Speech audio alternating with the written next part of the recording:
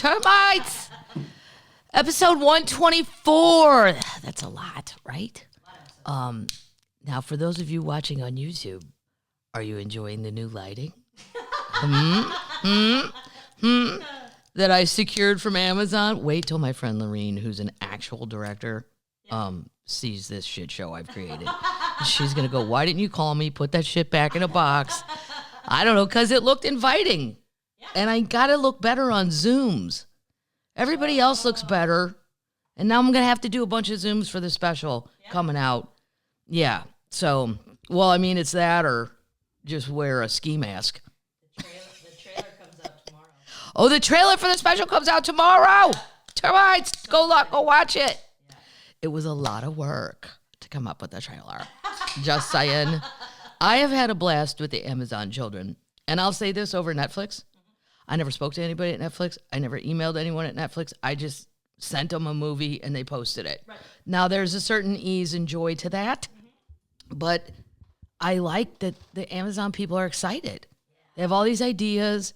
This one lady, Jamie, just is very to the point, and then I don't like it, though, when there's like 52 people on an email chain. You know what I see in that? I see nobody wants to take responsibility for whatever shit's going to go down here. Right. It's who do I need out of 52 people?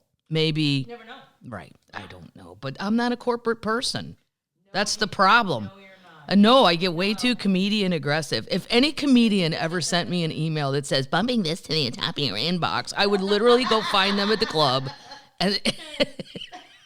and say, look, I saw your email. I was ignoring you. Why can't you pick up on the social clue? You don't need to bump it up. Right. You're just being ignored. You're in timeout. For whatever reason, you're in timeout for that amount of time. Speaking of timeout.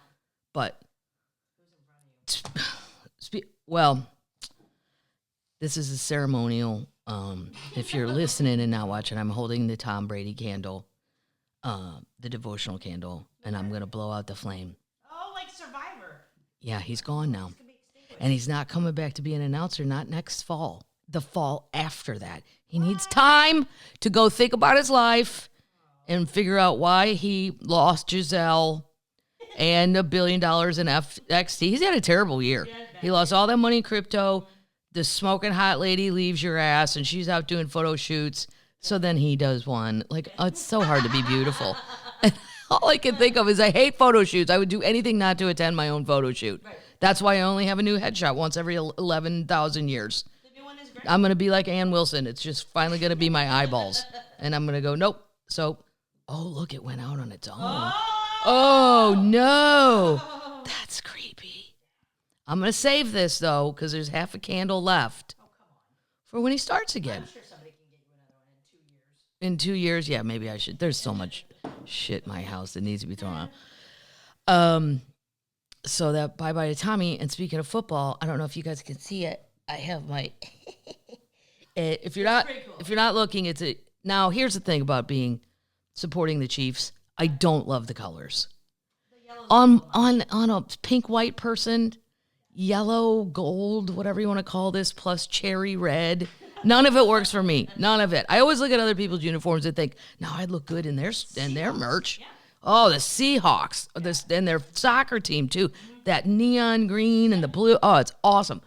But anyway, whatever. If you're a Chiefs fan, you just got to go with it. So this is a gold T-shirt with a cat that has Patrick Mahomes' haircut. And then it says, Pawtrick Meowhomes. Meowhomes. Yeah. My friends at Raygun, they're so I that's where I went to go get it. Cool. I went online and got it. Anytime I want something that's Midwesty or funny or all of that, I go to Raygun. We'll put it in the show notes. We'll put it in the show notes. Yeah. And that's my prediction. Pawtrick Meowhomes. I showed it to baby cat. Yeah. Nothing. No. She doesn't even understand when she looks in a mirror. She thinks there's a cat behind the mirror. We play this game all day. Oh, wow. She runs in a circle. Yeah. Wow. Versus the other night guard, Chapo. We need to find you a boyfriend. He knows. We need to find you a boyfriend. I love playing the cat behind the mirror, the invisible cat. She's so cute. Thank God, because she's not that smart. Chapo gets it. Cats can be smarter or dumber. He's way smarter. whatever. Anyway, my prediction for the Super Bowl is the Chiefs are going to win. Yep. Family squares are up. Yeah. You got a good one? I have one that has potential. The other squares just like 6 and 9, 9 and 2. Nah, bad. I got to go check out Lewis's numbers too. I think the Chiefs are going to win. I do love Jalen Hurts because he told Nick Saban to go fuck himself. Right. If you're a football fan, you know what that means. If not, it's too much to explain. Ignore it. I think Jalen's super good, but I just think Patrick's better. Well, but Jalen hasn't been in the league as long either. But I mean, the Eagles' defense is super tough. If they can crush through Kansas City and get to Patrick, maybe. But I don't know. I don't think you can beat Patrick. I'm betting the over. I don't know about betting the over. Everybody's always nervous in the first quarter, and it's always 7-0. So think carefully. My Bills are out. Paddles' Bills are gone. Yeah, they moved on down the road. What are you going to do? That's my prediction. Okay. Tommy Salami is out. Sad times. Yeah, he's had a bad year. Why don't you go sit in a corner and think about what you've done? Yeah, you take Tommy. Then he took a picture of himself in underwear for some bet he lost and posted it all over. I'm like, are you having a public meltdown? Like, what the fuck are you actually doing? Put your clothes on, Tom. And come on, let's go for a walk and let's go have some fun. He needs to get with the Manning brothers to learn how to have fun post-career. They're having a blast. Yeah. It's a little too much Manning sometimes. I'm like, okay, a lot of Mannings. Now we've got the grandpa in it and the other brother who broke his back or couldn't play because of something, and then they're gonna bring that young one in, except he can't make all that money. Arch Manning. Mm-hmm. I met Archie, the grandpa, once at a Colts corporate gig. Well, I knew my mom would have been my mom liked Joe Namath and him. Those were her favorites. So I took a picture with him to show to her. I didn't really. You have to be much older, I think. I don't remember him playing or nothing. I don't know. Yeah, he's an older turtle. Okay, so moving on. Okay, Vegas first. So fun. It was so fun, and the Mirage is still the Mirage. Going to be that way for a little bit, it seems. I can't get into all that, but Volcano's still roaring, still going. Great. No problem. Cool. The show was sold out. Everybody was so nice, so fun. Probably one of the funniest things ever. I was backstage with Michael Somerville, the opener. Who he was the opener. People were asking what his name is, Michael Somerville, or as I like to refer to him, the beer monster. Oh, thank God you guys bring beer, but there was like a 15-pack of beer, and he goes, "Do you care if I open this to get one of them?" I go, "Well, no, Michael, they're for everyone." He goes, "Yeah, but I mean, there's one in here I really like, and I'd like to put it on." I go, "Oh, right now you want it?" He goes, "Yeah, you want to get it on ice." And but anyway, I was backstage with him, and the Mirage person brought a dog back. What? Yeah, he had a cake. Well, I saw this lady's tweet. She said, "I'm bringing." She trains service dogs, and she said that the dog had gotten a new suit to come to the show. But I didn't have time to respond to the tweet that day because I was very busy drinking beers with Michael at Margaritaville. But anyway, Hudson was the dog's name. Cool. And it was a giant golden retriever. It's so, so, so cute. And I said, where did this dog come from and what am I supposed to do? They were like, "Oh, you're just supposed to get your picture taken." They want a picture with you and Hudson. And I said, "That's totally fine, but they can also come back." So that lady came back. But Hudson's in training to be a service dog. He wouldn't sit. All he did was go around in circles trying to lick people. I'm like, I think Hudson's going to flunk. And some flunk, because I did a benefit for a long time ago for the Guide Dog Association in Minneapolis. Yeah, it was a really nice benefit thing. But they need money to train all these dogs. They had playpens full of German Shepherds, of puppies that were going to be guide dogs. Yeah, but like Hudson was just nuts. Well, so far, he doesn't seem to be picking up on much. I'm like, is he a puppy? Not a puppy. He was probably at least a year old. Yep. 2, maybe. Like, he should get with Baby Cat. They could have the dumbest animals ever to roam Earth. Totally. But he was so cute. Anyway, moving on. What am I drinking? Right now, this came in the 15-pack. This one's called the Joy Bus. Wow. I'm like, Michael, if I get off stage and all those are gone, What's it called? I'm going to kick your ass. The Joy Bus Wow Wheat Beer.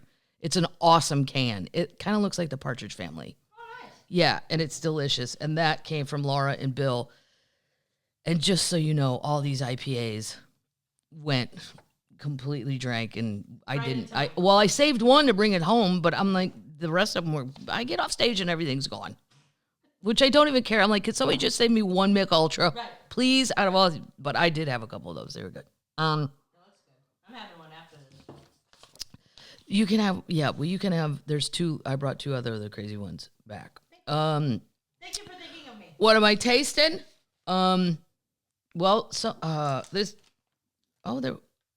It just said to Kathleen it was in a bag from your loyal termites. It's Keogh's Irish whiskey barbecue potato chips from Ireland. Yeah. If anybody knows how to do a potato chip. The Irish. They're thick and crunchy. They good? Mm-hmm. And normally, I'm not into barbecue. Oh. Worth it. So thank you to those people. Oh, they brought the stuffed Bigfoot, too. Oh, fun. Yeah. I thought it was a monkey. That's what Michael said, too. Why are people bringing you stuffed monkeys? I said, come on. Michael, look at its feet. It's not a regular monkey. No. It's Bigfoot.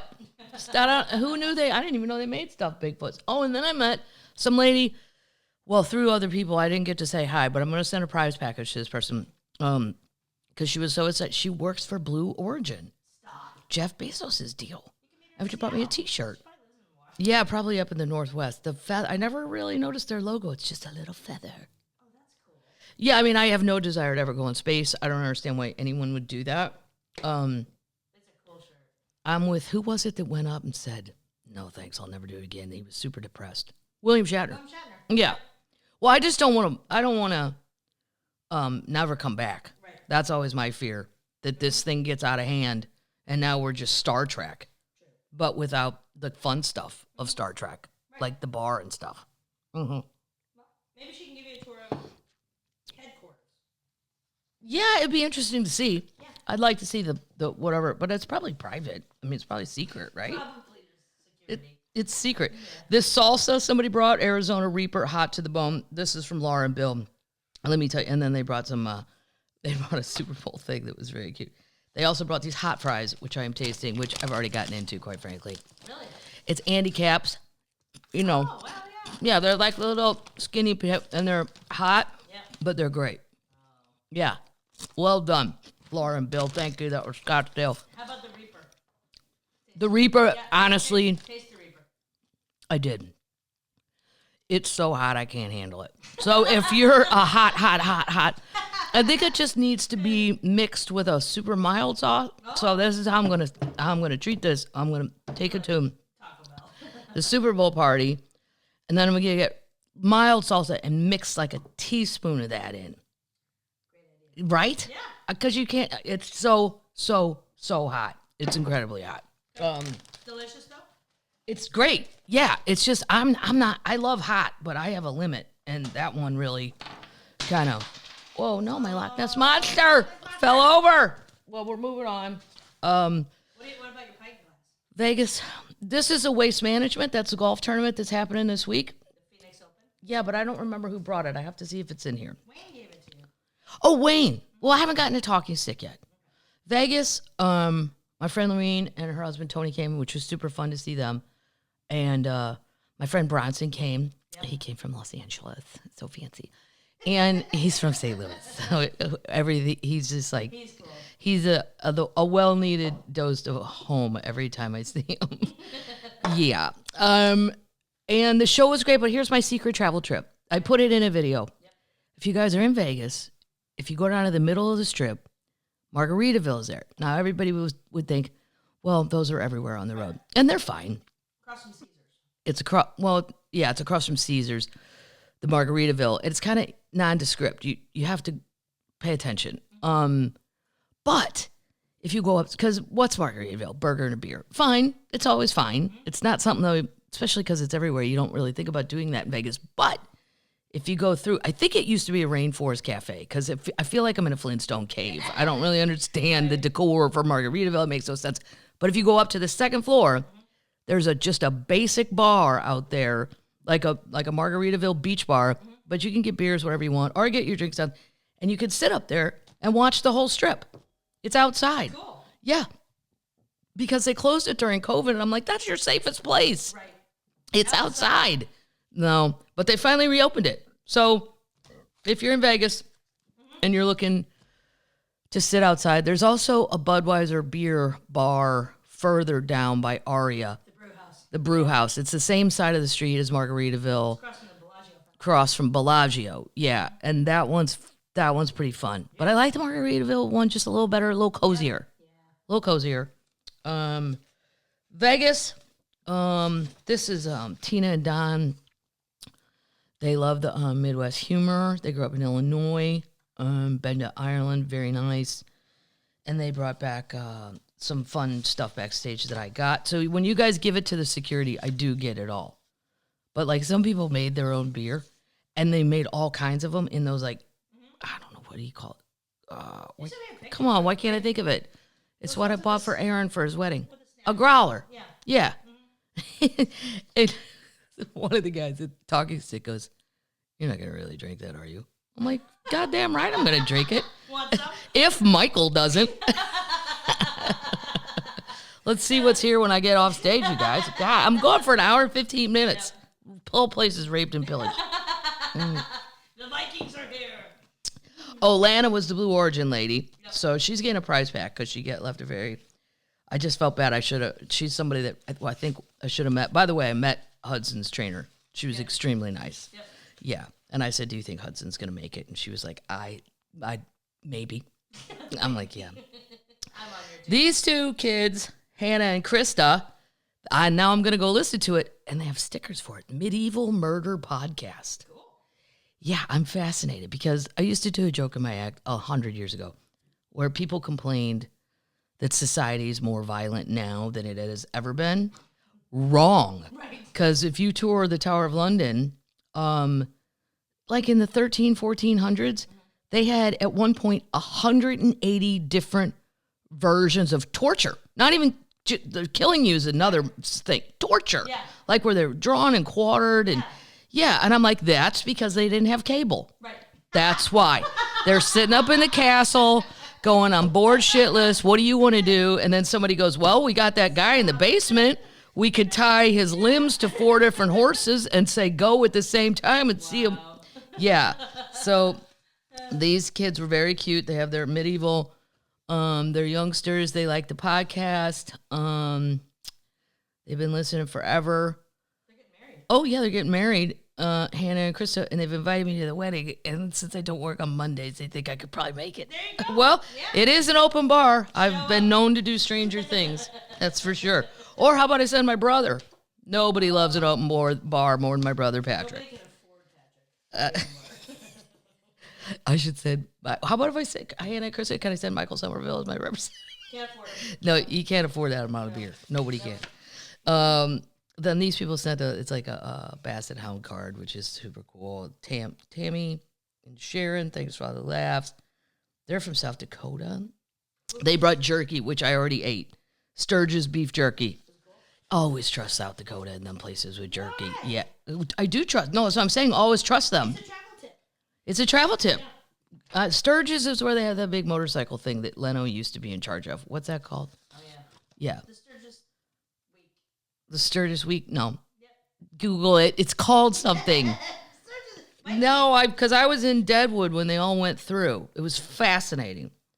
This is from Molly. She's from Southeast Missouri. She brought me the Super Bowl souvenirs and a flask, an Arizona flask. It's called the Sturgis Rally.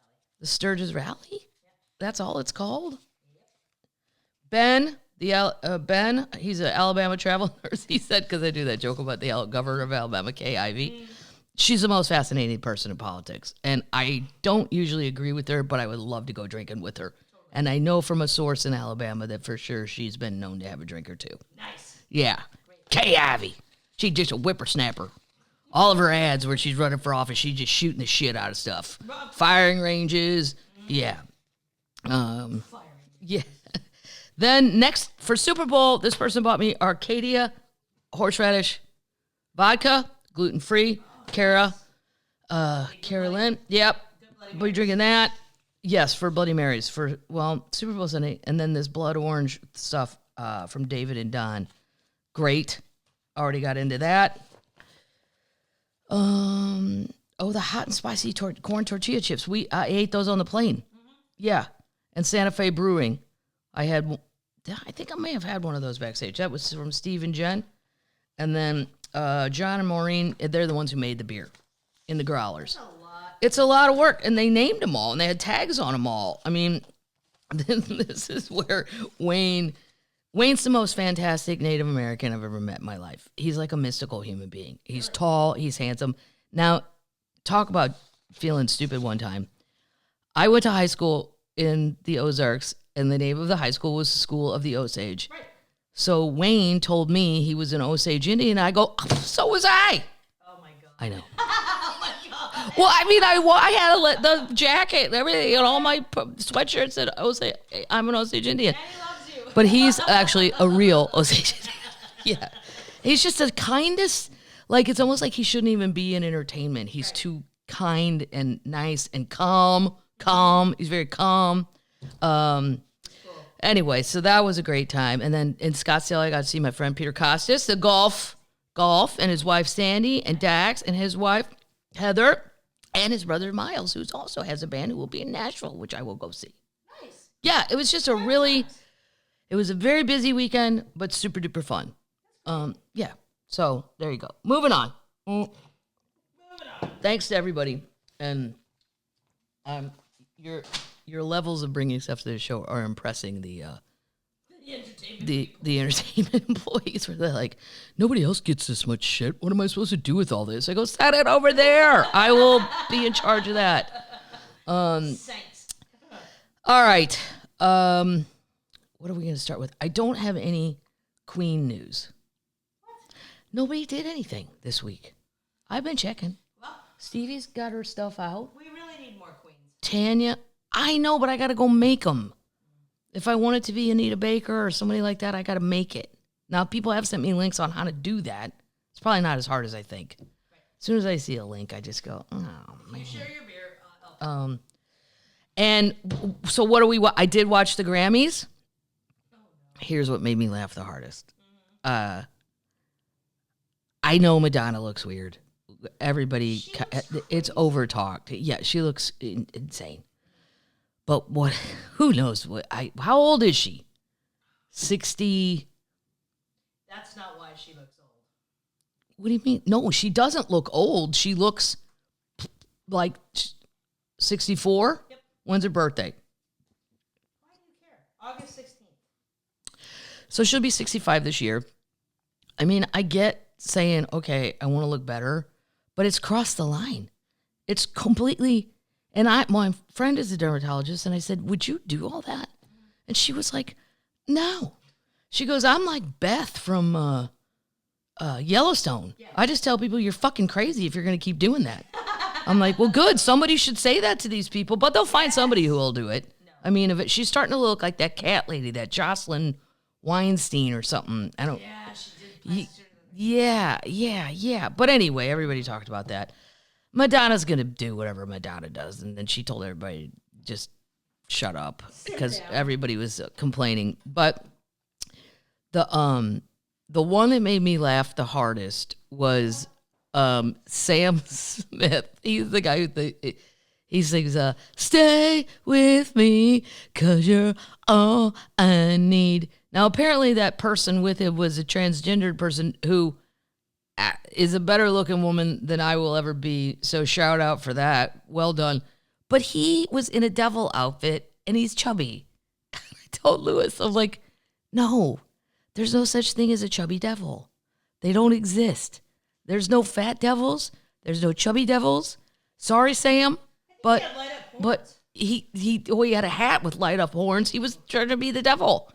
But the devil is thin. Everybody knows that. We've already established that. Every drawing of the devil, he's thin. He's not a chubby. It just made me laugh so hard. Plus, Lil Nas already did the devil thing. Yeah. We've already gone down devil row, and Lil Nas did it, and he was a black devil, which was way better because he's in shape. Well, and he had those crazy, glowing eyes. Mm-hmm. Super cool. Yeah, I loved all of it. I knew as soon as that came on, I'd get a call from my parents. Do you understand any of this? Nope, I don't. Because I just said I don't either. Because I don't want to explain it. Because I can't explain it anyway. I'm like, just focus on Bonnie Raitt, Dad. She's sitting right up front. And then they did the wonderful tribute to Christine McVie. But Sheryl Crow. What? Sang with Bonnie Raitt, but she led it? No, that's backwards. Backwards, ass backwards. With Mick on his weird drum. Mick on his drum, but he's very sad about Christine. They got along great, apparently. I don't know any of these people, but all right, moving on. The Grammys were what they were. I didn't even watch all of it. Beyonce won a bunch, but I feel like every time she wins something, Jay-Z can't just let that go. He's got to do something. So what's he do? He closes the show with an 8-minute song. It's always like, he can't just let her have the night. No. Whatever. I don't even know what. I don't even know what she won for. I mean, it's terrible. I half-ass pay attention. Like, I don't know. I just wait for people I like or whatever. And Beyonce's fine. Right. I just can't tell you what she's done. Last thing I remember is everything you own in a box to the left, in the out the back door. And I think, wasn't that her? Yeah. And Single Ladies. Oh, Single Lady. Yeah. Remember that too. She wasn't eating Fritos while she was singing. Right. And Rihanna at the Super Bowl. She's a Super Bowl halftime act. Rihanna, I know 3 songs. I went through them. Yeah. And I can't remember them right now. I looked them up. Do you know any Rihanna songs? SOS. How's that? SOS, please, someone in it. I don't know SOS. I know the one with Eminem. Gonna stand there and watch you burn. I hope he comes out. But I think wouldn't that be cool? That'd be really cool. I never thought that. Yeah. I love, though, because he's always the angry guy in a hoodie. You're 55, dude. You've made millions of dollars. Totally. You don't need to be pissed anymore. All right, moving on. Update! Boom. Meta. They lost $13 billion on Reality Labs in 2022 as Zuckerberg's metaverse gets pricier. He just won't stop putting the money in. No. And the money is just draining away. There's a whole, I love the title of this article. It's from futurism.com. I don't even know what that is. It's called Meta-Hearse. Oh, as in a hearse that's taking you to your funeral. A spat of layoffs and closures in burgeoning metaverse industrial complexes proving what many critics have said along. The overinvestment was never going to be enough to breathe life into the hype-poisoned space. Exactly what I say. Yep. And I'm not a tech person. I'm your target audience because I'm not that. Right. Well, they have 2. The super-duper nerds that will know if your stuff is up to speed. Uh-huh. And then, like, the people that don't understand any of it, like me. Mm-hmm. So if I watch it, you have to super impress me. Right. And my nephew's version of it, which was only, whatever, $250. $12. I felt like I was on a roller coaster. I mean, I don't want to be on a roller coaster, though. I don't want anything on my head. Right. I don't. Insider reports recent virtual reality layoffs and division closures are indicative of a larger trend that almost everyone saw coming from the start. The tech itself wasn't advancing anywhere near as fast as the billions of dollars of speculative investments, and the whole house of e-cards was doomed to collapse. I mean, at some point, it's not Theranos, but you're saying you have this product that does all this stuff, and you're telling people, give me more money, give me more money. We're just going to make it better. Right. He does have a product, but it ain't what he's saying, or it's not what he's touting. It's not as popular as he Especially not if the rip-off version is fine. Right. Because then people like me, if I were to want one, which I don't, I would just go get my nephew Kevin's one, whatever one that is. The discount one. The discount one, yeah. As Bloomberg reported, Microsoft's sacking of a whopping 10,000 people included deep cuts at the company, along with layoffs, roughly 5% of its workforce. Now, I don't want to see people get laid off, but Microsoft also announced it's shuttering AltSpace VR, a social media virtual reality platform that was launched almost a decade ago and purchased by the tech giant in 2017. That's ridiculous. Zuckerberg first began openly talking about his metaverse moonshot. All evidence has indicated that it both looked and operated like crap. Just a few months after the name change, Meta set for the record for the biggest single day sell-off ever as investors became overwhelmingly spooked by how much bad press the company was getting for its shoddy VR platform. I'm just telling you, this is where people get bullheaded. Yes. I would put him in the same category as Jerry Jones. Just because you picked it doesn't mean it's right. And you got to let go sometimes. Let go. Ezekiel Elliott had his time and his place. You talking about Dak?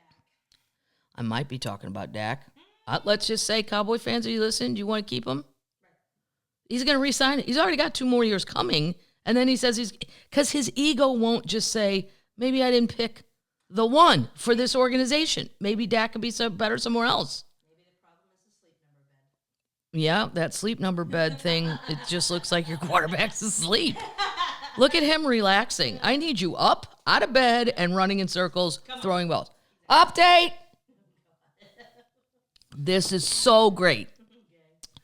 Meet Mattress Mac, the newest canine officer working in Harris County Precinct number 4. Yeah! So, there's a picture.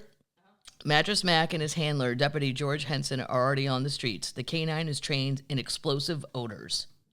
So they named him Mattress Mac. He's a beautiful German Shepherd, and his job is to find explosives. He looks very capable. I would say he looks a little smarter than Hudson by a lot. Okay. He's attentive. He's sitting down in the photo. Hudson's doing laps backstage. And Mattress Mac went down and met him. I just love this guy. Him and Dolly Parton. Mattress Mac and Dolly Parton. They just do wonderful things. He's a 4-year-old Belgian Malinois, the dog, which is kind of like a German Shepherd, but a shepherd of whatever. Jim Mattress Mac McInville has always believed in God, country, family, and hard work. Precinct 4 is proud to exemplify these values in our canine Mattress Mac Precinct 4. Community members said name him that. Yeah. But Mattress Mac went down there and got his picture taken. Right. Adorable. Update! I like Mattress Mac. You just gotta meet him in Houston. I would love to meet Mattress Mac. That would make my day. The next time we were trying to book Fort Worth and Houston for in June, but I think we're gonna push it to the fall. Yeah, not my doing. Whatever. Okay. People do their whatever. Yep. Update! Trader update. Very rare. A female trader. Usually, it's the 55-year-old white guy whose life didn't work out. That seems to be the running theme there. Yeah. Age range, description. But this lady, she was a pizzeria owner. She said Nancy Pelosi needed to hang. Well, here's what happens when you break in and do things you're not trespassing. Let's call it trespassing, shall we? The Pennsylvania pizzeria who demanded that the U.S. police bring Nancy out. She demanded the cops bring Nancy out to her. Like Nancy is going to be, like anybody is going to be sitting there and then bring me Mitch McConnell. And like the cops would be like, immediately. Done. Queen Kathleen has said, bring me Mitch McConnell. Mm-hmm. She's been convicted of all 5 charges. Oh, she's 55. There you go. It's an age where it's almost too late to get it together. Right. True. It's musical chairs. The music has stopped. Where are you sitting? Pauline Bauer, 55, who memorably spouted sovereign citizen talking points before, she said it before the judge, a U.S. District Court Judge, Trevor McFadden. She was charged with obstruction of an official proceeding in Congress, a felony that carries a potential 20-year prison sentence, and a misdemeanor charge of trespassing. There we go. Disorderly conduct. Right. According to prosecutors, she screamed at police gathered to bring out Nancy Pelosi, who was among the lawmakers. She was standing 30 feet away from the House Speaker's office when she was recorded by police wearing body cameras. Bring that fucking bitch out here now. Lady, nobody's going to do that. Did you bring pizza? Right. You should have acted like your pizza because all those guys were trapped. Right. They probably would have loved a free pepperoni. Totally. Bring her out. Bring her out. We're coming in if you don't bring her out. Then an officer tried to push her away from the area he was protecting. She engaged in confrontation. You back up, she screamed. Don't even try. Prosecutor said she then pushed the officer. She was physically removed from the rotunda by MPD officers in riot gear shortly thereafter. Then she said in front of the judge, "We stand firm and strong now more than ever." Oh, Lord. What are you doing? "We took over our capital like patriots for a stolen election. One person was shot by rubber bullets," she wrote in a comment on the facial book. They're all on Facebook. I know. No, it's so far out of all the truth. I haven't seen one thing where like, oh, she posted a picture on Instagram of her breaking into Nancy's office. Or they tweeted, it's always the facial book. The verdict comes after a 2-day bench trial in front of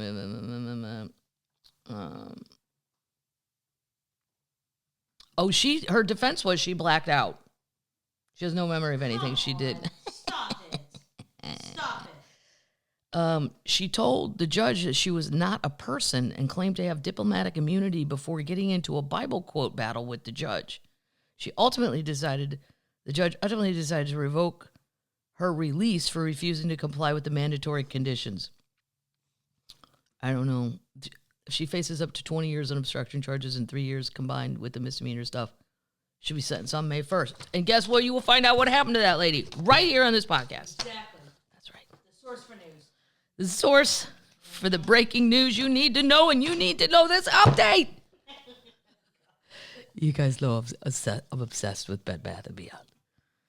And it's getting super weird, and it's not just you're getting weird. me. I'm getting weird with it because I've never understood it. And then I go to the one, as you guys know, by my house because that man comes in with a squirrel dressed up like a pioneer. How do you... I asked the lady there's only like one employee.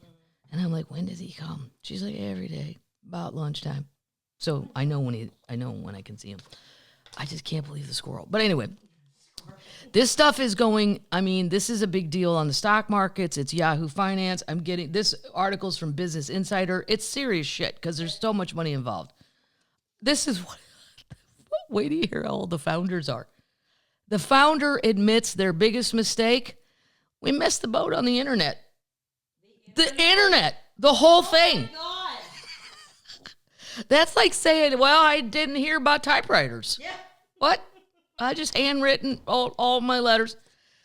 Oh, my God. Wow. I love your t-shirt. Pawtrick. Yeah. Bed Bath & Beyond founders Warren Eisenberg and Leonard Feinstein were ahead of the times when it came to selling designer sheets and other type of home goods. But they admit there was one trend. They weren't ahead of. We missed the boat on the internet. Eisenberg told they thought it was a trend. The mistake is one of the main reasons Bed Bath & Beyond is dealing with a loan default and potential bankruptcies and struggles to keep items on the shelves. You don't need any more items on your shelves. Nope. Google, okay, Eisenberg is 92. Feinstein is 85. Yeah, just so you know when I'm reading this, how old these people are. While other retailers invested on online options like store pickup and options, Bed Bath & Beyond was slower to introduce those services.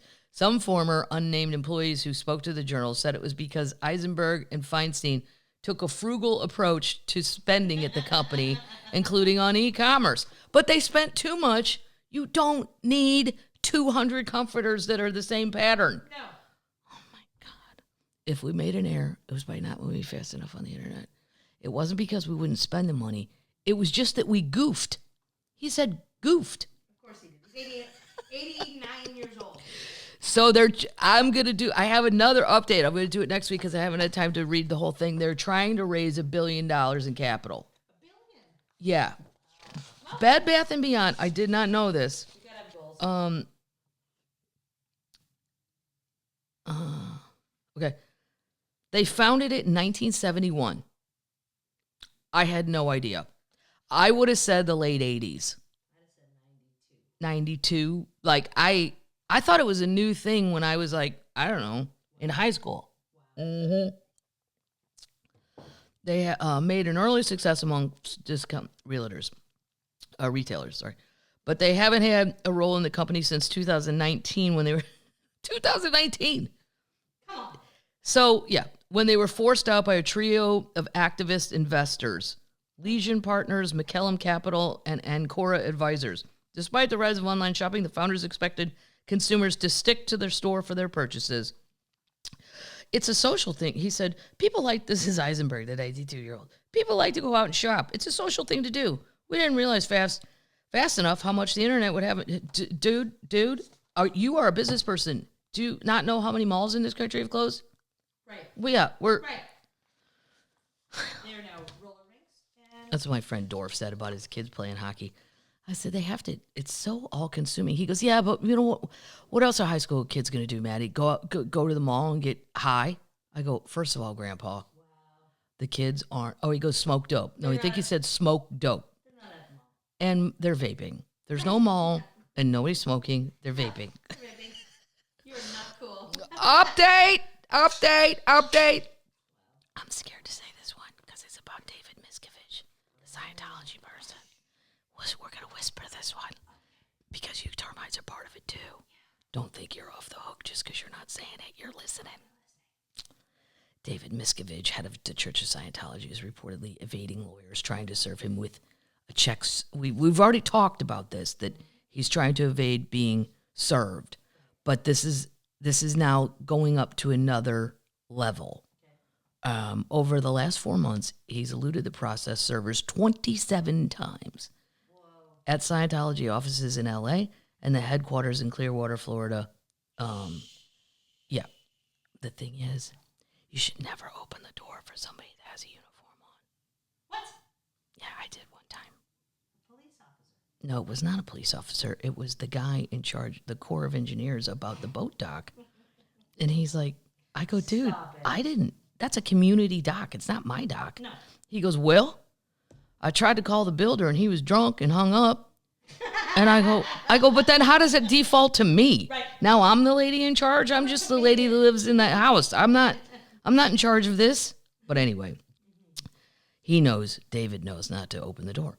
Multimedia reports reported security guards at both locations wouldn't accept the suit, saying they do not know where Miscavige is hiding. 3 plaintiffs from former Scientology Sec Sea Org members, that's in Clearwater, Florida, claim that they were forced into the church as children and forced to work for meager pay as adults, according to the thing. In 2022, Valeska Paris, along with so-and-so and so-and-so, filed a complaint against Miscavige after they eventually got out. So there's a spokesperson for him.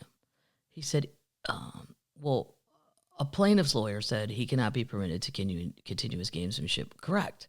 Right. A federal judge may soon decide whether he has been officially served. Yes, the answer is yes. Right. He's just not accepting it. Right. Or you put out a warrant for his arrest. Oh. Yeah. They won't arrest him in Clearwater. I'm not sure you could do that just for evading. You probably have to prove that he's evading. A church representative told TMZ the lawsuit is nothing but a money shakedown. The allegations are ridiculous and blatantly false. The lawsuit is a sham and a scam. Well, you may think so, but you're getting served. Yeah. People get served all the time with shit they think is bullshit. Mm-hmm. Shelley, David Miscavige's wife, is also believed to have vanished. She was reported missing in 2013 by ex-Scientologist Leah Remini, who I love a lot. She's great. So ballsy. The stuff she does makes me nervous for her, and I'm not even part of it. No. One of the organization's leading critics. She reported that Shelley, the wife, has not been seen since August 2007, but her lawyer said any reports that Shelley's missing are false. Oh. An official with the church said that Remini fabricated the claims with unemployment anti-religious zealots. No, because many people have said she wasn't at the wedding of the century, which I believe was Tom Cruise's wedding to Katie Holmes. Yep. She wasn't there. And people started asking, where's Shelley? And then, boom, you just shut your mouth and don't ask. Remini was alarmed that Shelley hadn't been seen for 6 years. The LAPD closed its investigation. The cops say they had a face-to-face encounter with Shelley. Well, you know what you need to do? Take a selfie. Right. I need to see a picture of that. Yep. The report did not indicate if they investigated with whether Shelley's being held against her will. That's the other thing. You could open the door, and there's Shelley, True. and she's basically a prisoner, Right. and she just has to say, I'm fine. Right. I know. That's a little update. We'll see what happens. I'm kind of curious because he's got to be. Well, I can't even believe they're tax free. I can't even believe it's called a religion. I think we should have put a moratorium on what is a religion in the year 1900. Yeah.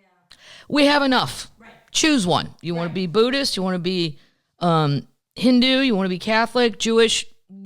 Anything after that? We've already covered everything. Right. So, but they paid all these senators and shit to go, yeah, okay, it's a religion. Right. And L. Ron Hubbard said the biggest way to make money is to trick people and make up a religion. I mean, come on, Right. people. It's all there. I gotta stop talking about it. They'll end up at the front door. Holy shit, they found it. Oh my God. This is wonderful. Okay. A 4,700-year-old tavern, complete with Nice. complete with fridge, oven, and food unearthed in Iraq. Well, why couldn't I find that when I went over there on USO tours? Why couldn't that have been open? They don't drink alcohol. They used to. Yeah. And that stuff happened. Yeah. Working over a massive oven, cooks prepared meals in bulk and placed them on nearby shelves ready to be served. Diners came to sit on tavern benches, eating and drinking their fill. The scene is thousands of years old, yet still familiar.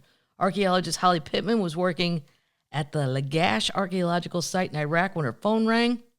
On the other end of the line was a very excited voice of the project's field director. "We have a tavern," Pittman said. Immediately, Pittman got the field director told Pittman. She got in her car and headed to see what remained of the ancient Sumerian tavern. The project, they were already researching this place, but then they found the tavern part, which is what's so super cool.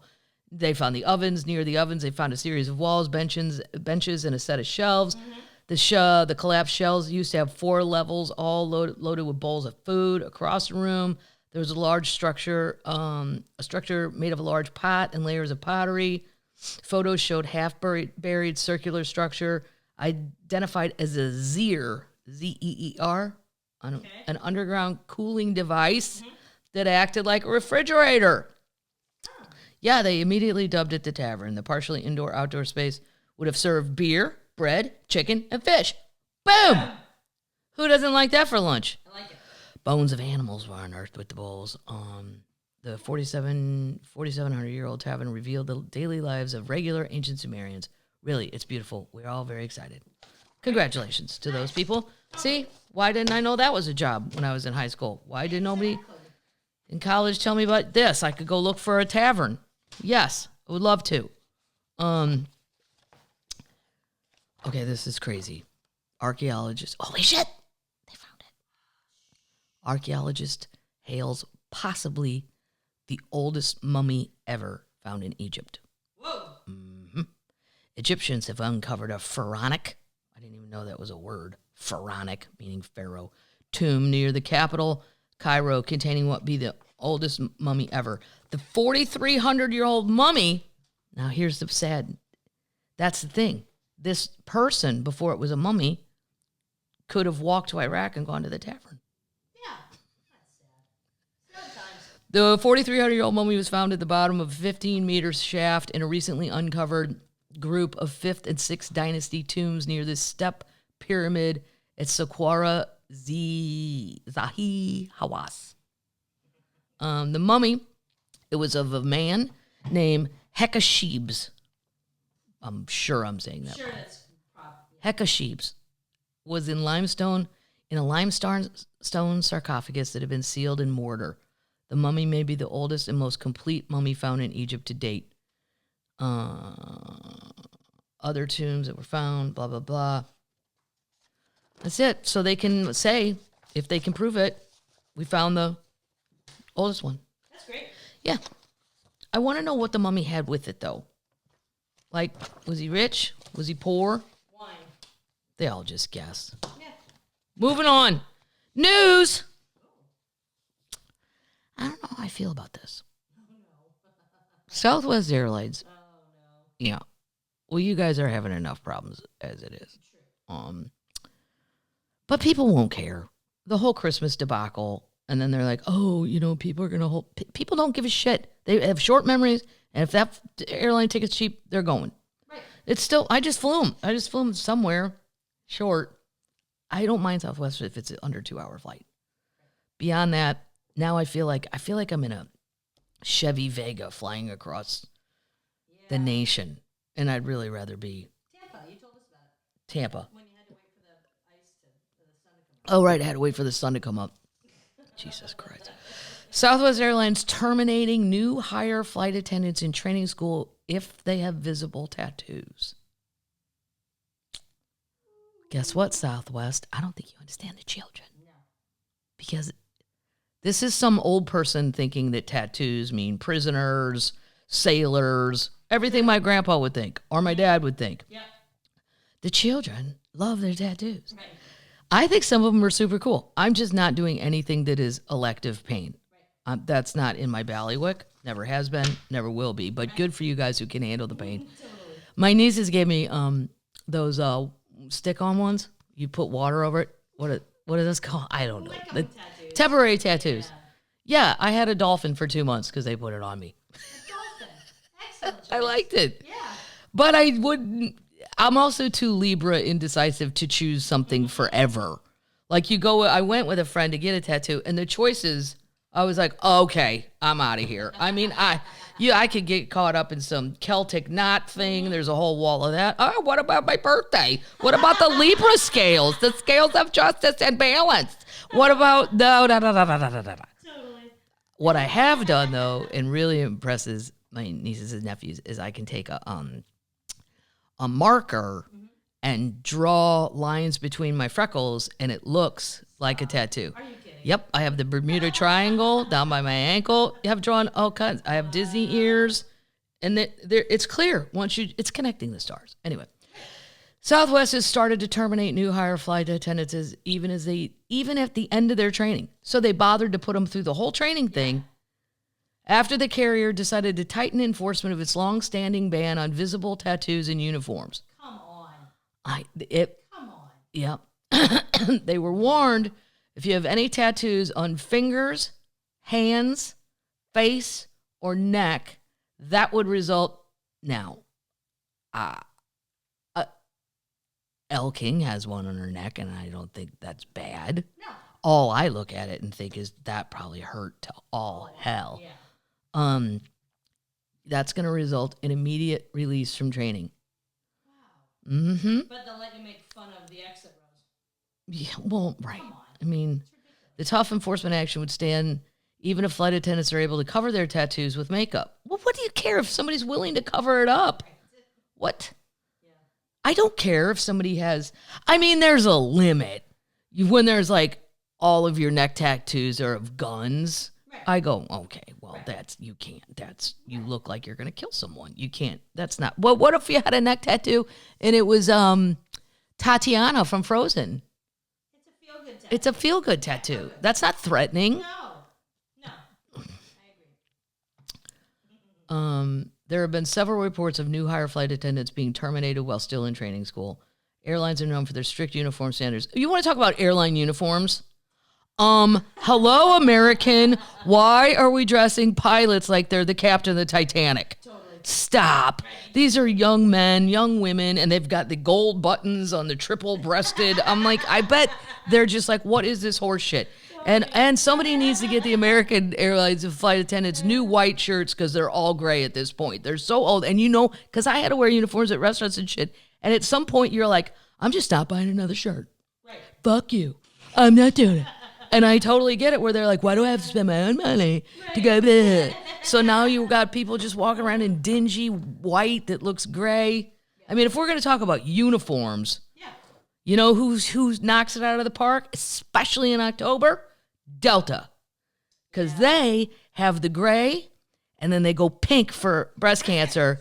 It is a spectacular combination. Gray and pink is probably my favorite combination aside from the Seahawks colors.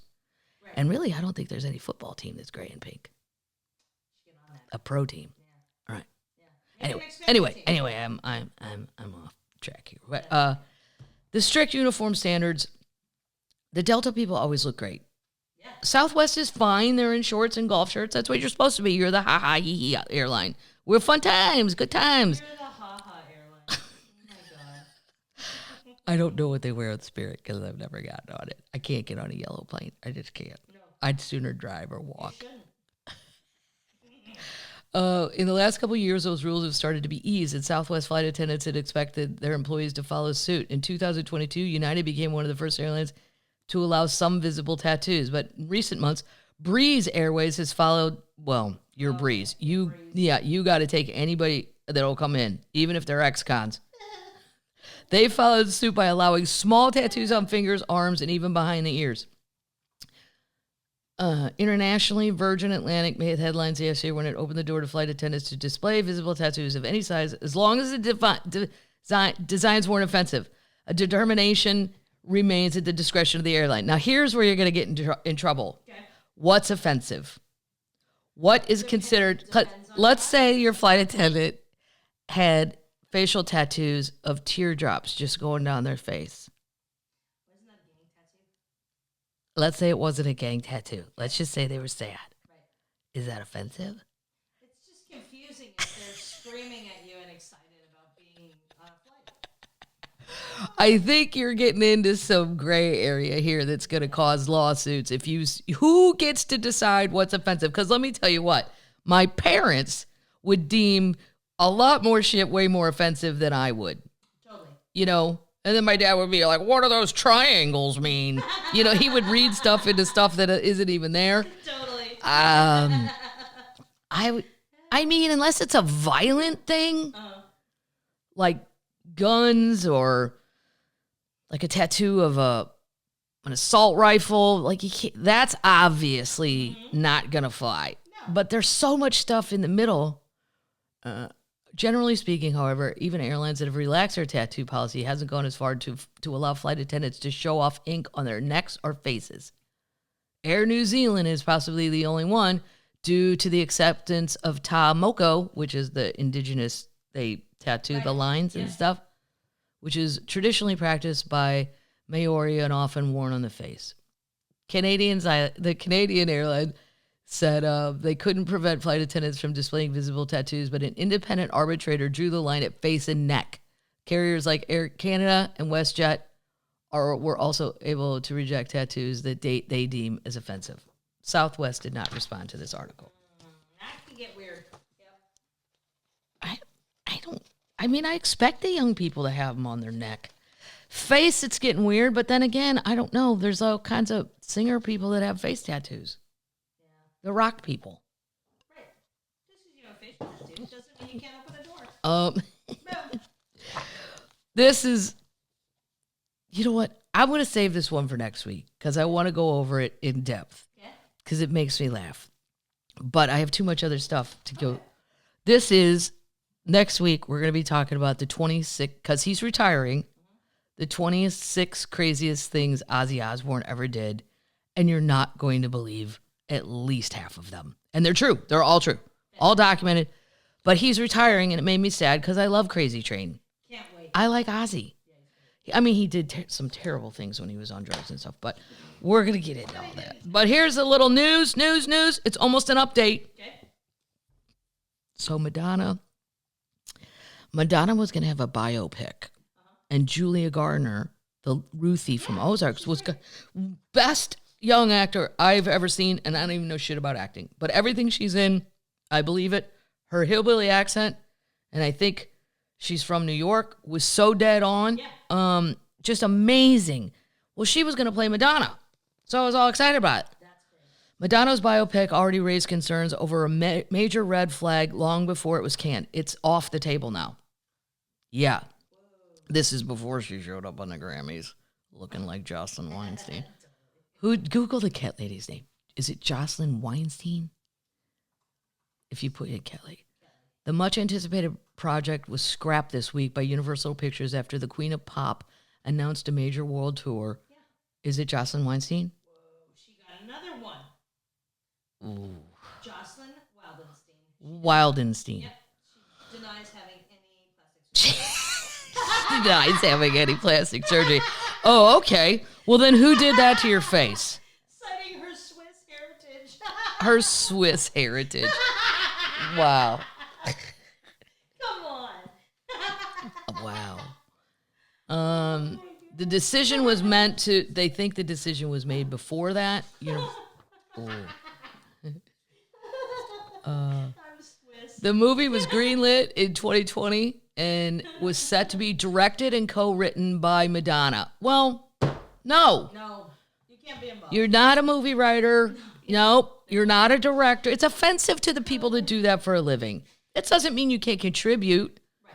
But like I'm going to say to my friend Lorene made my Netflix special, Bother Jesus. I'm going to tell Lorene, oh, I'll do it. No. It's insulting to the people that do it. Anyway, Oscar-winning Juno screenwriter Diablo Cody was initially brought up to pull the script together, but in April, Cody, 44, had quit finding after Madonna too difficult to work with. Shocking. Here's another thing I'll say about Madonna. Cher, there's a lot of clips on TikTok. I missed it. I must have been working. She does not like her at all and flat out says it. Really? Said she had her to her house and she was mean. Whoa. And she said she didn't understand why somebody that successful had to be such a antagonistic person. Yeah, I mean, Cher don't hold back. But so I imagine, I do trust Queen Cher and I trust what she says. Yeah. And if she says she's an asshole, imagine having to work with her when it's about her life. Yeah. No. Playwright and author Aaron Wilson was later hired to work on another draft of the script. However, it's understood that no final version was ever produced, and there were conversations about splitting the movie into two or even making it a miniseries. That'd be fun. That'd be great. Back and forth over the script was still ongoing when the up-and-coming star Julia Garner was offered the coveted role. The Ozark actress, 28, beat tough competition from other young styles in a grueling boot camp style auditions. Wow. Oh, you had to like dance and all that? Even though stars like Julia Garner, Sydney Sweeney, and Florence Pugh came to the process with good faith and a genuine desire for the role, their reps were freaked out that the movie didn't have a finished script, even as their clients were getting their vocals in shape and taking dancing lessons. Wow. Oh my God. Vogue, bum, bum. Just stand there. Yeah. Do it. Vogue. I used to know that. Yeah. Come on. My favorite Madonna song was always Like a Virgin. I mean, no, Like a Prayer. Anyway, Something. the whole fiasco is estimated to have left Universal up to $20 million in the hole. It took $20 million to get to this point. That's crazy. It means if another studio wants to pick up the movie, they have to reimburse Universal for their expenses just to have the right to start again from square one. Universal execs have been less than impressed by Madonna's bizarre social media post in the recent months while she was supposed to be working on the movie. She's been embroiled in several controversies after posting a series of outlandish TikTok videos and Instagram. I don't think I follow her on TikTok. I'm going to have to do that and see what she's posting. The mom of six insisted... She has 6 kids. She insisted on... Meanwhile, retaining near total control of the project proved a bridge too far and doomed it. Asked what could have saved the movie? If Madonna had relented on the point of directing this thing, which, hello, you were not qualified to do, which was locked in as part of her contract from day one, it would have been a different story. Imagine if she could have lured, say, Tom Ford or ex-husband Sean Penn's former collaborator David Fincher to come in and direct. The studio would have done backflips to make this happen. Yes. But Madonna didn't even want to entertain those ideas, and she never seriously considered the alternative. Her infamous stubbornness may have been a key to the success of her music career, but it hasn't worked out nearly when it comes to filmmaking. So there you go, Madonna fans. Sad times. Yep. It's not happening. Really sad because I don't think I'd even care about a Madonna movie except Julia Garner was going to do it. Did you see Lourdes, her daughter? I've seen Lourdes. Is that how we say it? Or Lord, her daughter. I don't think it's Lord. I think it's Lourdes. Lourdes? Yes, I've seen her. She looks like the father. She's pretty in a very different way than Madonna. She looks Yeah, she's pretty. She went to Michigan. I think She might. I don't know if she's normal. I've seen things on TikTok. I don't know if she's normal. How could you be normal if Madonna's your mom? Here's your mom. How do you feel? For a long time, I probably wished Madonna would have been my mom. But when you get to the end of your race here, you go, you know what? Totally happy with Vicky. Yeah. Good job, I'll take Vicky. No problem. I'll take Vicky, the nurse.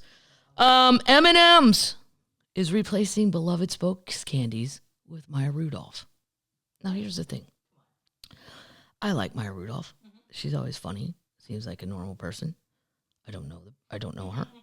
But this is why. This is what's so crazy. Okay. I mean, M&M's have had the candy spokespeople our entire lives. Yes. I think they're a fool for changing. Yeah. But looks like America's ongoing candy wars may have claimed more victims. In a surprise move, M&M's announced on Twitter that its multicolored cast of candy spokesmen will be headed into indefinite retirement effective immediately. And who's going to replace it? Saturday Night Live favorite Maya Rudolph. We've decided to take an indefinite pause from the spokes candies. In their place, we're trying to introduce Maya Rudolph, they said the gig's going to be a new, and then she says, I love candy, and she's going to be the spokesperson. Right. Love candy. The move comes after a mere 4 months after the brand introduced an all-new purple cast member, the first new addition in over a decade. And wait to hear this. As part of a large effort to create fresh, modern take on the classic commercial characters that started with the odd couple duo of Red and Yellow. Right. I did not know Red was named Plain and Yellow was Peanut. But that introduction came with a certain amount of controversy. In January, Purple joined the other female spokes candies, Brown and Green. I can't even believe it. Anyone would take any of this seriously. No. On an all-female M&M package that was designed to celebrate women everywhere who are flipping the status quo. Mars, that's who has the Mars family, which is another thing I need to do for the Pubcast. The Mars family, the Mars candy family. Okay. Super elusive, super duper boop, crazy rich. Yep. And nobody knows hardly anything about them. Whoa. We're going to do a deep dive. We'll do it next week. Mars announced that a portion of the sales would be donated to nonprofit organizations like She Is the Music and, quote, We Are Moving the Needle. I've never heard of either one. Nope. Whatever. Conservative critics on Fox News immediately took issue with the campaign, suggesting that M&M had gone woke. First of all, the whole woke thing. It's over. It's over. And guess what? I'm not woke, but I'm awake. You wouldn't want to be asleep. Why wouldn't you want to be awake? Yeah, but I'm not like awake, woke. No. This is ridiculous. Meanwhile, Tucker Carlson, Fox News, took issue with the more empowered depiction of female spokes candies, complaining that Purple appeared plus size. So he doesn't like a fat M&M. Everybody wants a fat candy. And suggesting that the green character was coded as a lesbian. What? How much time does Tucker Carlson have? To study candy. To sit here and go, I think that one's gay. And I think that one's way too fat. I don't understand. And this is what he does on the show. He gets people riled up about nonsense. It's bullshit. There's people but whatever. This is stupid. While Carlson's objections inspired some trolling on social media, his argument improbably took root in the conservative media circles and may have influenced Mars' decision to regulate the M&M spokes candies to the sidelines. He'll move on, M&M's. Tucker will move on. The following night, he'll have some fake outrage about some other fake bullshit. Just stick with your candy. Right. When you've done it, how many years? When were M&M's invented? Probably the early 1900s. In a Twitter statement, the brand seemed to suggest that recent decisions have been polarizing. Nobody even knows about any of this unless you watch Tucker. I never heard about any of this. No. And I know what Tucker says because my friend Mark tells me. Wow.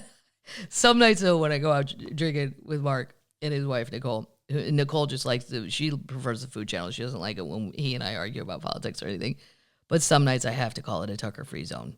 I'm like, Mark, tonight we're going to be drinking. And I can't hear what Tucker did this week. And he'll laugh. I mean, he's a good sport. But anyway, Tucker will move on. Right. So see what year M&Ms were invented. Invented? Yeah, I mean, they were created. We're all about bringing people together. We don't want to be polarizing. But an M&M spokesman, whoa. Sorry, it was Lewis. I thought I turned my ringer on. 1941? Mm-hmm. They were snacks for World War II soldiers. They say they were snacks for World War II soldiers? That would have been the only thing I liked about being a soldier. And then on NASA space missions. Yep. Huh. They say, the M&M spokesperson says, it isn't a reaction, but rather to support. It's in support of our M&M brand, which we will always continue to evolve, bringing people together in the power of fun. On Twitter, M&M fans are certainly suggesting that the brand has bowed to Carlson and his candy-related brands. Candy. I mean, that's when you're just out of shit to rant about. Yeah. That's all I got to say about that. Terrible. So anyway, good for Maya Rudolph, though. She got a gig. She'll probably like it. Can we please talk about what the hell has been going on at zoos? Yeah, Dallas! Dallas! Yeah. I don't think I brought my... Well, yeah, I got it right here. So the Dallas Zoo. First, a cloud leopard got out. Then a vulture was mysteriously killed. Someone's cutting like with a wire cutter. Where is security? Right. I do not understand this. Then some guy stole 2 tamarin. I never heard of them. They're monkeys with beards. Bearded monkeys. They're very strange looking. Yeah. They found those though since I got all this together. They have recovered the monkeys. In Louisiana, somebody stole 12 spider monkeys or squirrel monkeys. I forget, one of the two. Like, how, you don't notice me leaving the zoo with 12 monkeys? Right. Cameras? Security? Anything? This is what's happened. It was an intentional cut in the cage in the tamarin monkey enclosure in the zoo. The investigation, it was just some crazy dude. They had a 4-year-old clouded leopard named Nova went missing. And here's what's so mean. Nobody kept the cat. Mm-hmm. They freed that cloud leopard. But that cloud leopard will not know how to survive on its own. Right. I did see it. I think you could let like a bobcat out in the swamp and they can do it. But a cloud leopard, I don't. They had to close the whole zoo for a day. Oh, that sucks. Mm-hmm. The same type of cut was found in the zoo's langurs, a small breed of monkey. So those got out. They said, the Dallas Zoo said they've added additional cameras throughout the zoo and increased on-site security patrols during the overnight hours. There was the vulture that died in a strange way, like basically murdered. Mm-hmm. I don't. The only person I ever knew that had keys to a zoo was my friend. He's a comedian, but he's also a very serious veterinarian in Denver. Well, and he was the zoo vet, the Denver Zoo. And so he had keys and stuff. But I don't understand. What do you mean overnight? Who's left in there?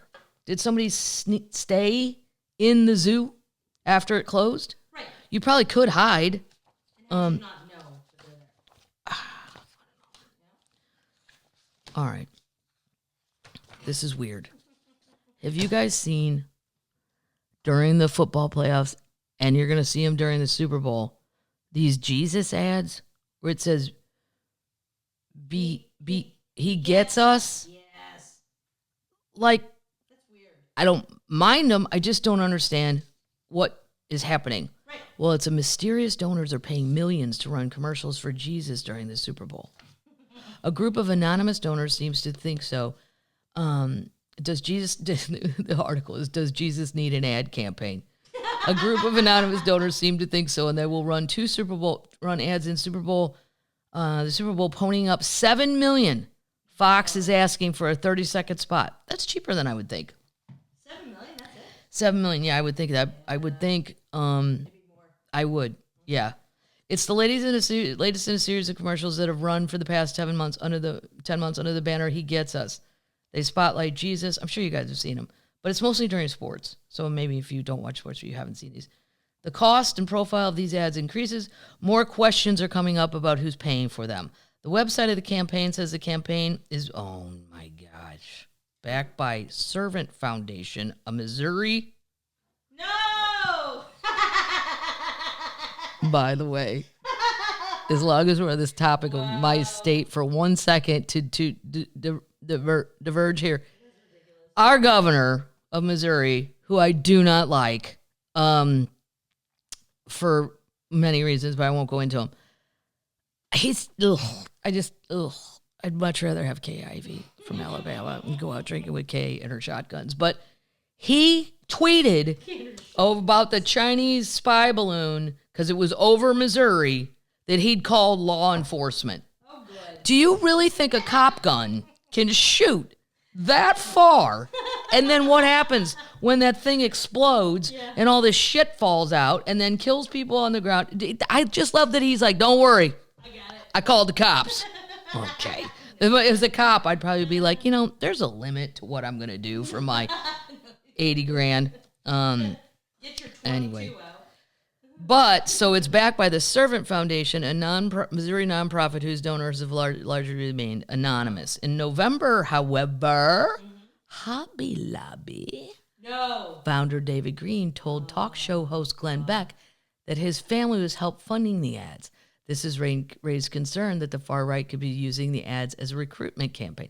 I think the ads are fine. And basically, it's pro-immigration if you watch the ad, because they're showing all the immigrants that are not accepted or sent back, and then they say Jesus was one, and thank God that somebody let him, in and use the thing as a crash pad. He Gets Us campaign rejects those theories, however. We are not left or right. We're also not affiliated with any particular church or denomination. We simply want everyone to understand that the authentic Jesus, as he's depicted in the Bible, he was the Jesus of radical forgiveness, compassion, and love. Well, that's nice. That's fine. While they're raising eyebrows and questions, don't expect the ads to stop after the Super Bowl. They hope to spend $1 billion over the next 3 years to the. Jesus. Well, I'm going to tell you about these billboards too. Have you ever seen those ones? Something the truth, and it's always like hell is on fire, hell is hot. Well, I googled what that is too, and that's because people don't know they're in every state. They think they're just in a redneck state. They're everywhere. But if you don't travel, you wouldn't see that. Yeah. Anyway.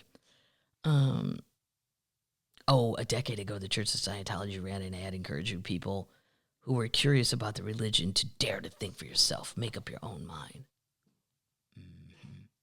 I remember that. Yeah. It's creepy. Stay away from sports. You know what? We were going to talk about Live Golf, but I'm going to wait till next week because more information is coming in. It's hot off the presses, and it needs to be discussed in totality. I think I had it. I have this story. I don't know if I can call it the feel-good story, but kind of. This is my ultimate fear. Woman declared dead, found still alive in funeral home. Stop it. No. This is why I want a Viking funeral, because it's two ways to make sure I'm dead. First, you set me and the boat on fire. Now, if I don't react to fire, I'm dead. You're dead. Then I drown. So let's say I got through the fire. Now I'm drowning. Right. Then I know I'm dead. Yeah. Well, I think it's a wonderful idea. then we know you're dead. Well, You don't know you're dead. yes. Yeah, you don't. I know I'm dead because I've moved on. Urbandale, Iowa. A funeral home worker in Iowa got quite a shock when a woman who's thought to have died turned out to be still alive. According to a report from the Iowa Department of Inspections and Appeals, a resident at the Glen Oaks Alzheimer's Special Care Center was placed in hospice care December 28, 2022, and was pronounced dead at 6 a.m. on January 3rd by a licensed practical nurse. Okay, no offense to licensed practical nurses, but don't we need a doctor in on that? I would think so. Yeah, I would think so. The report says a funeral director picked up the woman who was thought to be dead at the facility just after 7:30 a.m. The director replied there was no signs of life, zipped up the resident in a cloth bag, and dropped her body off at a funeral home and crematory within the hour. Medical workers said they were able to record a pulse and breathing from the woman, but there was no eye movement and no verbal response. The woman was taken to the hospital and then back to the nursing home. So wait, I think I missed a sentence here. He dropped her off at the funeral home, these people were like, holy shit, she's breathing. Right. They called medical workers. They could get a pulse and breathing, but there was no eye movement or verbal response. The woman was then taken to a hospital and then back to the nursing home where she died less than 2 days later with her family at her side.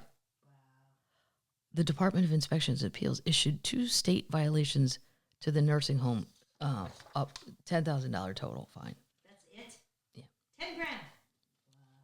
By the way, it was 12 squirrel monkeys, not spider monkeys. From the Louisiana Zoo. Worried about that. All right, termites. Listen, I want you all to have a fun Super Bowl. Now you're going to know about the Jesus ads. I did wonder who was doing it, but I didn't think they were necessarily political or... I thought they were middle of the ground. Jesus is about forgiveness, acceptance, and, all that. But it's also odd. It was just odd, I thought. It was much more bothered by this Scientology one. It was creepy as shit. What are you making for the Super Bowl? Because I'm going to the neighbors. I was told I got to bring an appetizer, so I'm going to make my cheese ball. My famous Midwest cheese ball with dried beef. And then I'll make something without the dried beef in case people don't want to eat beef that can stay in a jar for a lifetime. Some people might find that weird or not very healthy. I predict the Chiefs will win. Mm-hmm. What's the over-under? Right now. 52? Yep. I predict the under. I think the under. I'm laying it down. Those are my statements. Those are my bets. If it's 52. Philadelphia gets 1.5 right now. Philly gets 1.5. That's not a bad bet. I just think Patrick will. The over-under is 50. 50? Yep. Under. I hate betting the under, though, because then you just have to root for a terrible game and you don't really want anything to happen. So that's not very fun. So I would stay away from that because my gut would say for sure the under. Yeah. I'm betting the over. You go ahead and bet the over, Battles. Mm-hmm. I appreciate your support. Everybody's too nervous. In the first quarter, there will only be 7 points, maybe 10. That's it. So then you need 3 more quarters. You're going to need, do the math, 14. 14 is 28. You need 14 in each remaining quarter or more. That's really good math. Thanks. Yeah. I'm pretty good at math when I have gambling involved. I know. Obviously. Show-wise, The Ryman, February 18th. Yep. The trailer for the special on Amazon. Comes out tomorrow. Yep.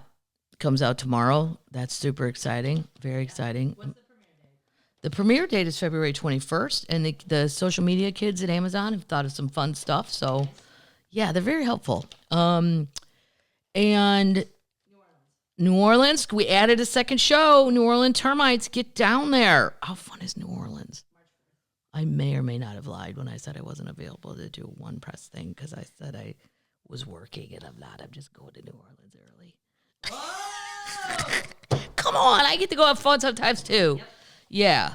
New Orleans is March 4th. March 4th, and then Memphis got added to the schedule, and I'm so excited. You got Red Bank and Huntington. Silky O'Sullivan's the best shrimp and grits in the entire nation. Amazing. And they have the climbing goat bar in the back. You can sit on the patio, and they have goats, and they climb up and down this tower. They're fascinating. You can just sit out there and drink beers. What? Then Milwaukee. Yeah. Yep. Wausau. Wausau, Wisconsin. Then Foxwoods. And Boston. And Boston. 2 shows. We added a second show in Boston at the Wilbur. Yeah, April Fools. April Fools, and I'm not joking. Yeah. It's for real. How funny would it be, though, if everybody bought tickets and I was like, I was totally kidding. Yeah, I won't be there. That would be me. Who's going to win the waste management? Who's going to win the Waste Management Open? I feel like Rory's on a tear. Really? John Rahm's on a tear of late. Scotty Scheffler hasn't really been on a tear lately. I like him, though. Okay. Yeah. We're going to talk about live golf next week, but I think, well, I'm not even going to say it. I'll say it next week. But anyway, and I won't do it long because a lot of people don't care about golf. I get it. It'll just be a tiny segment. Tiny segment. Yeah, but I really am dying to see him. You feel free to tell me how the lights look. Yeah. What are you doing for Valentine's Day next week? For Valentine's Day? Valentine's. I can't say what I'm doing till after I do it. It's a secret. Really? Yep. Wow. It's a secret. I'm excited I'm off on a Tuesday. Somebody else is working. And I may, well, you know, I can't say. I can't say. It's a secret. I will say after it is completed. Okay. All right, termites. See you in Nashville. Yeah. Be good football termites. Mm-hmm. Go to the party, even if you hate the game. Always good appetizers. Mm-hmm. Nashville and surrounding area termites. I will see you. Well, it's not. There'll be another podcast before that. Yeah, February 18th. That's your next show. That's my next show because I had to take these weekends off. Well, these weeks to do all the press for the Amazon special. A lot of Zooming. And to make a cheese ball. And there's a lot of Zooming, a lot of other podcasts I have to do, other people's. I'm excited about some of them. Yeah.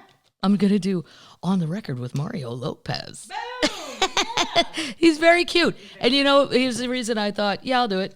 He's every hotel I go into, he's the show that's on the channel. The main no, it's like the introduction. Here's our channel that we keep. That's the base. And then you have to get out of that to go to other stuff, but seems like a nice person. Sure, Mario. All right. That's it, termites. Behave yourselves. Night-night, termites.